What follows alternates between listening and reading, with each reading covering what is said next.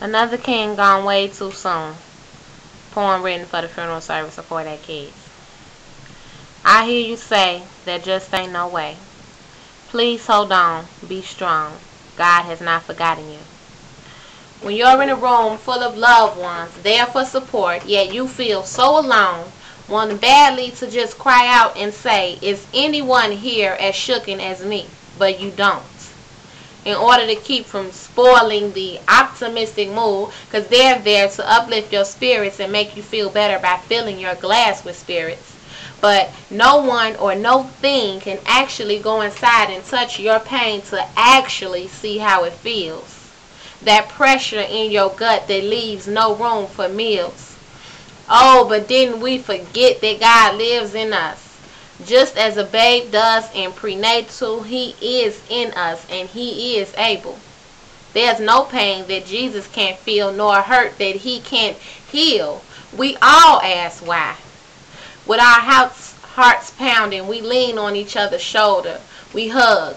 Warm tears pour down our face. We take a deep breath and walk away with a low-hung head, nodding in disbelief of what we've had to bear, hoping to wake from this nightmare.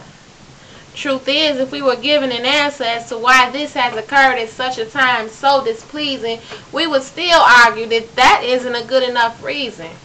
Knowing he had so much more to do in life, we can't even begin to understand how dare anyone rob us of our young man. Sometimes we rage at the guardian angels and demand that they explain why on that night they didn't show their face. So confused and wanting him back here, yet we tell Sandra he's in a better place.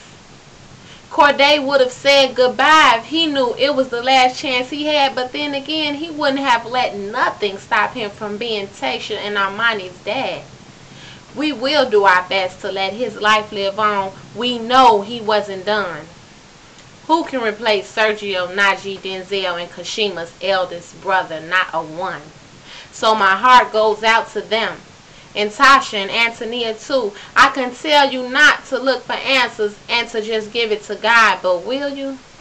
Because Lord knows fury held me from getting on my knees when I lost ones closest to me, dreading the day that his seed finally understands and for the last time asks that question, Mommy, what happened to my daddy again? But it is oh so true that he will take care of you and wash away your fears. When you go from high-strung on anger to outrun with pain through the years, it'll come a special night of mourning and you open your eyes to an unfamiliar sunrise, the joy that comes in the morning. Just as I set aside my fear to even come up here, asking the Lord, what should I say to the family, praying they'll receive me and feel my compassion, knowing I can't take away the staggering pain of their member passing. And he said, my word is unfailing, and if any should doubt, be the confirmation that I didn't let Corday go without. And in myself I replied, I'll speak. If there's the slightest chance that God will move through my choice of words and change the mind of a man with steel in his hand, I'll speak.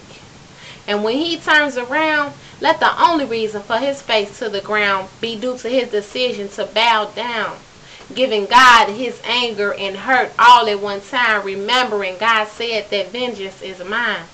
For this short time of our life spent on earth is but a portion of eternity. We shall not perish but have everlasting life permanently.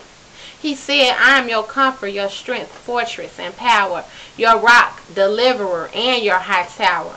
So when you're feeling down, know that with him you can rise. Jesus died for our sins. But please don't take my word for it. Take his.